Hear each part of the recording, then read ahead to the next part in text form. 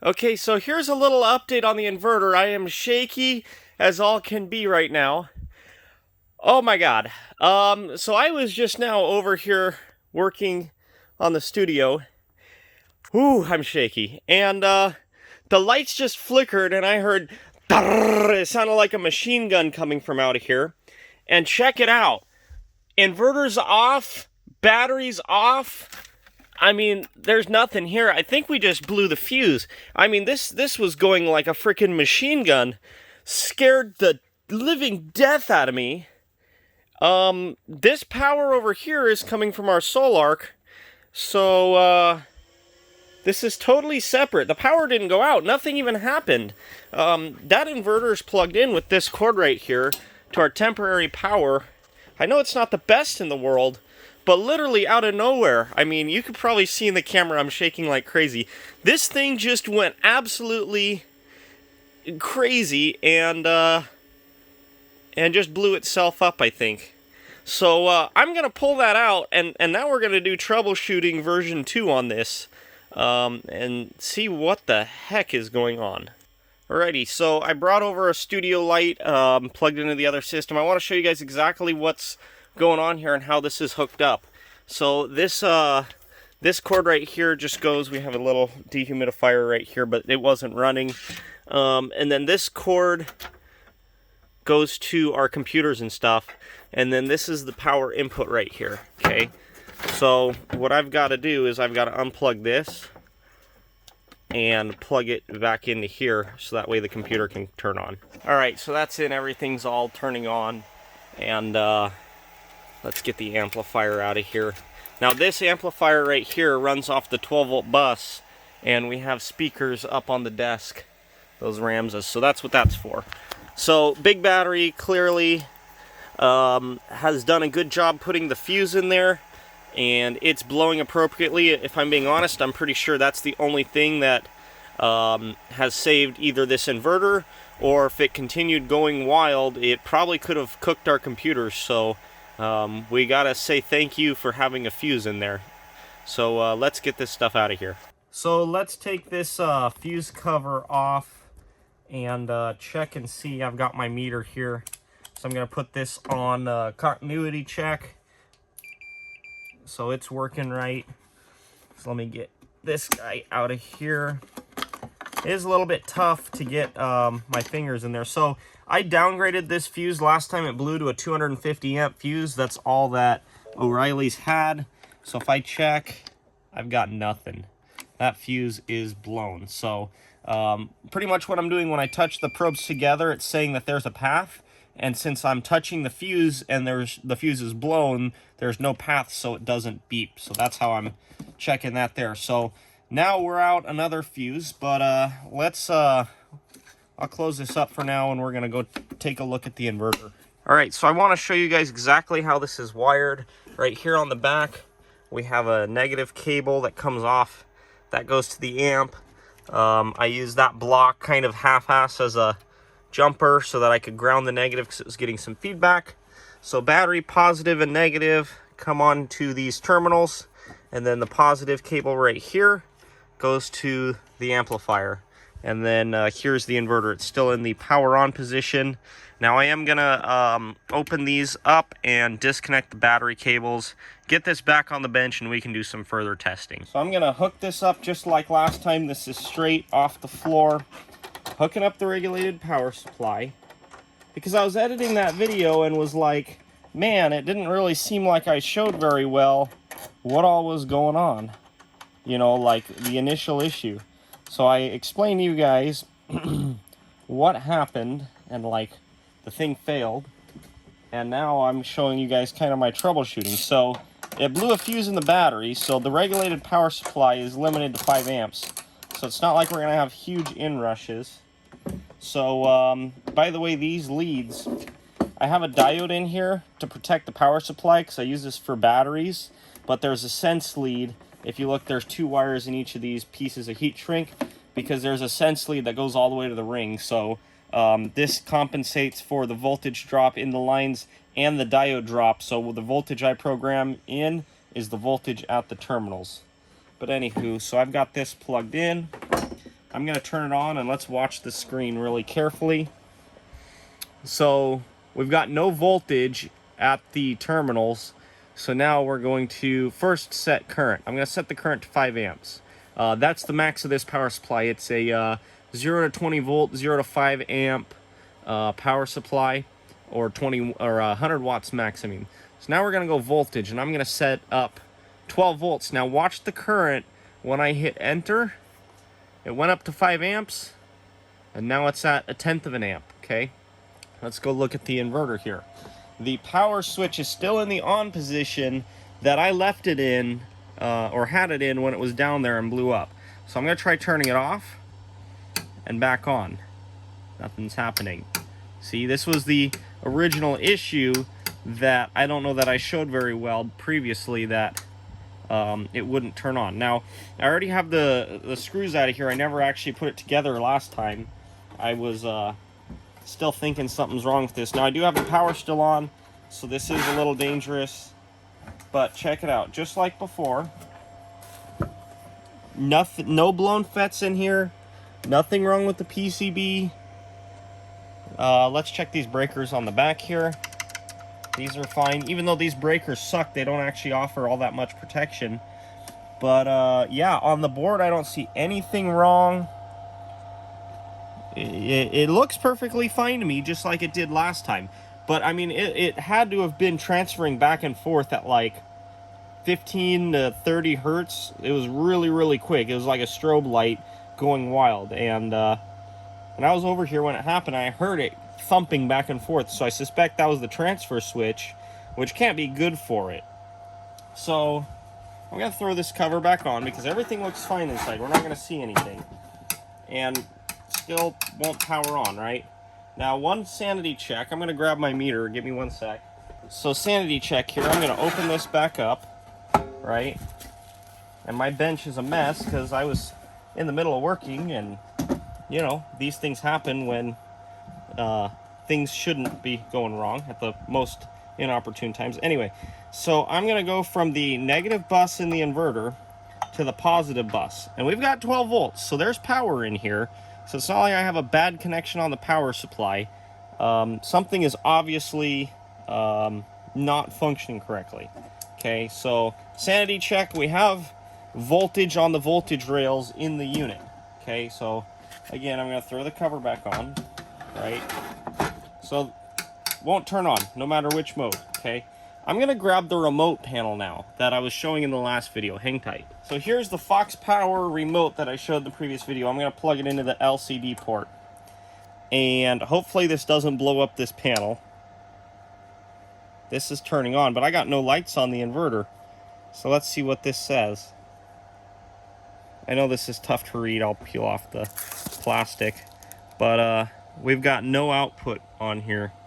So it's showing nothing. So previously this woke up the inverter, but right now it's not. So don't know what that's about. But what do I do from here? I mean, it's obviously not working. So I'm gonna do one more thing. I'm gonna grab the power cord and plug it into AC power and see if I can get any sort of reaction out of it. Okay. And since we have this diode on the power supply, it doesn't make a difference that this is going to possibly turn on and go into charge mode. That's why that's there, because I work with things like inverters all the time that have that potential. So I hear that filter capacitor I showed in the previous video making noise. And when I turned on this power switch, the remote panel lit up, interesting enough. But we still are seeing no output here, and none of the lights are turning on. So I don't know. Beat it with a hammer. See if it turns on. That doesn't work. So what do? I mean, watch this too. When I turn it on, the current on this, I'm going to unplug the LCD so that doesn't play a factor. The current on here goes up. It's like 1/10 of an amp. When I turn it off, it goes back down. So it's obviously the switch is working. Something in here has some sort of life, but I don't know. I really don't know. I'm going to turn off the power supply. I'm just running through everything I possibly can. And I'm going to unplug all this, right? And the only thing I'm thinking is I'm going to bring the terminals down to 0 volts. In other words, I'm going to short them out. So that way this thing totally discharges its main capacitors. I'm going to let it sit for 10 minutes so that everything is totally discharged and try again. Because last time I let it sit like for a day, for overnight, and then it started working. So I'm just trying to get a little bit of root cause analysis done here and figure out what is going on with this thing. I don't know what exactly caused it. I wasn't using any heavy loads. Nothing really kicked on. It just seems like it was out of nowhere. So kind of at a loss here. And I'm not plugging this back into my computer for sure after seeing the strobing that it did. That was quite scary, having a few $1,000s of equipment plugged into this and watching it possibly blow up. So we're gonna let this sit, okay? Okay, so I think I got this. It wasn't working. I came back and turned on the power supply and tried to get it fixed, right? So you see no lights are on, right? Now watch this craziness.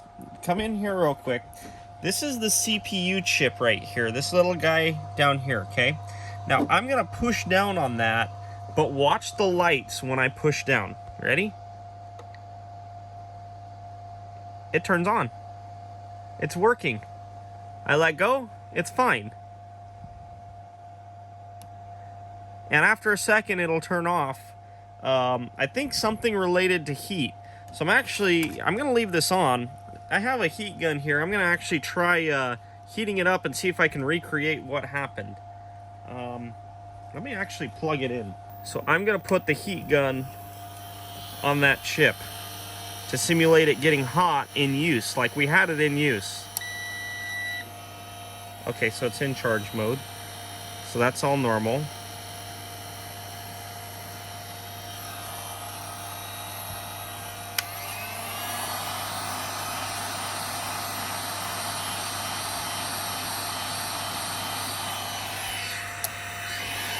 See it?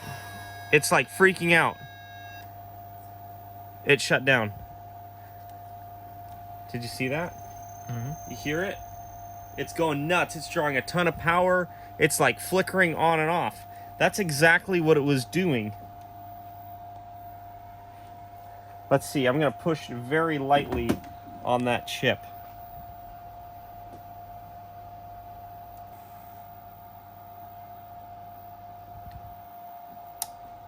See? It just turned on.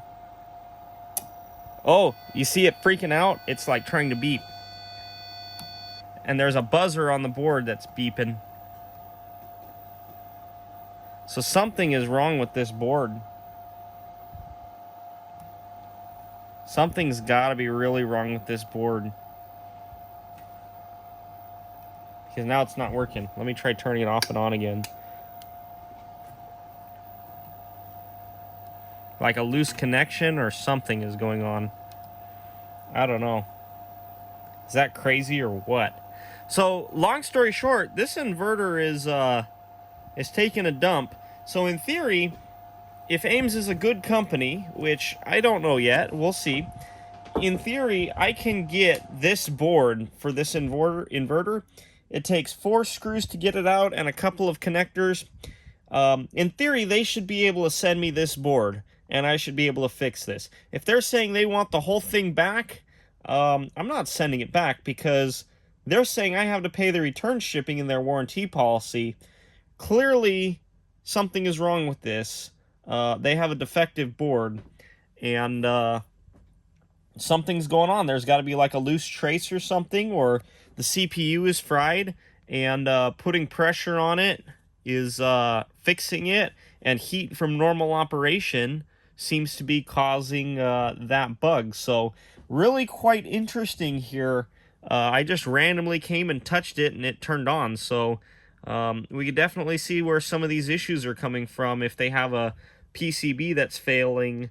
But yeah, I'll keep you guys updated on this situation because, you know, this is not good. This could have cost us like $3,000 in damage to our equipment if it fried our computers. So we won't be using this until we either get it fixed or get it replaced. But even then, it's still a little bit nervous. So So here we are a couple days later. I contacted Aims Power about 3 days ago, explained to them everything that's going on, pretty much told them they have a chip that's failing, and I got from them repair spare parts. Now, I could have sent this inverter back to them and had them repair it and kept the warranty, but by me doing this repair, I'm saving on shipping cost, but giving up the warranty. So they sent one of these boards under warranty, and then I bought one for about $100.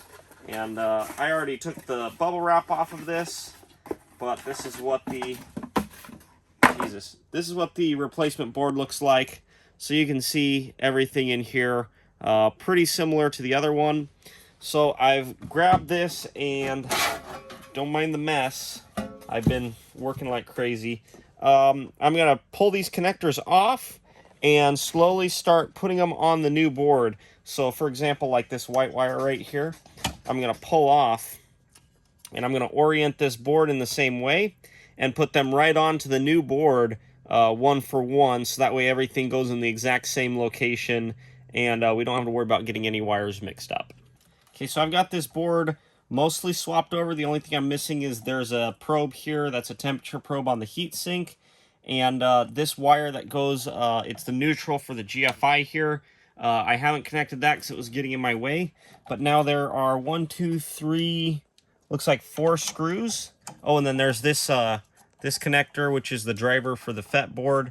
It's going to be really difficult to connect that onto here and then bring the board over. So I'm going to take out those 4 screws, pull this board out, and then this one can just move over into place. And we'll put the screws back in, connect the remaining wires, and go from there. So then this board comes over and just goes right back in place of the old one.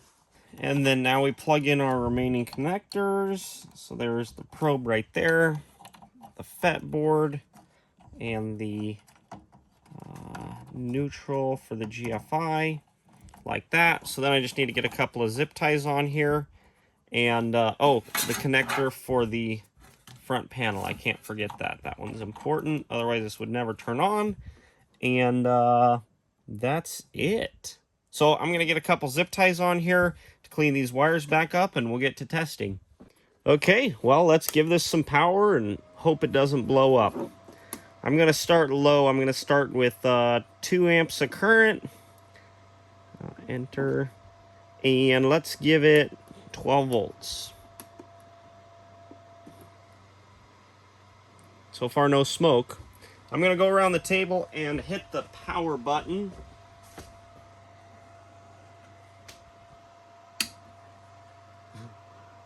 We got lights. Oh, it's so it kind of pulsated. Looks like we need some more current. So let's go 5 amps. Okay, and power on. Appears to be working here on the front cover. I don't know how I should do this, but sure. That's kind of sketchy, but oh well.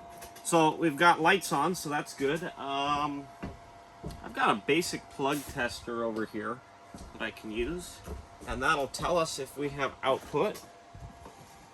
And we do. We've got 2 lights. That means there's power output. So then let's plug in AC power. And I remember on the other board, it made a terrible noise when we plugged in AC power. Let's see if it does that on this one.